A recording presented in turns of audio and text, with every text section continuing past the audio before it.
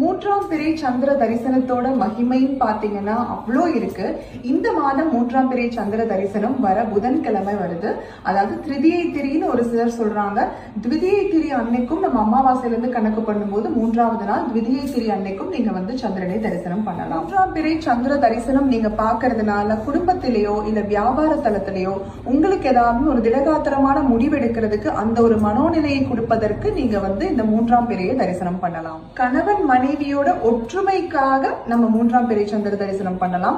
ஆக்சுவலா பாத்தீங்கன்னா 80 வயசு அந்த 80ஆம் கல்யாணம் பண்றதே 1000 பிறை கண்ட தம்பதிகர்கள் தான் நம்ம 80ஆம் கல்யாணமே பண்றாங்க.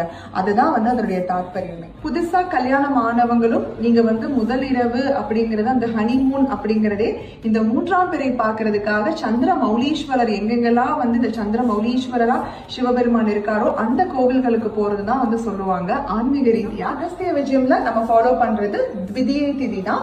அதனால நீங்க செவ்வாய்க்கிழமை மூன்றாம் பிறையை தரிசனம் பண்ணி அதனுடைய பலன்களை நீங்க பெற்றுக்கோ. அவ்வளவு சீக்கிரம் யார் கடலையும் பற்ற மாட்டாரு. சாயந்தரம் சூரியன் மறையும் போது நீங்க அந்த தரிசனம் பார்த்தாதான் உண்டு.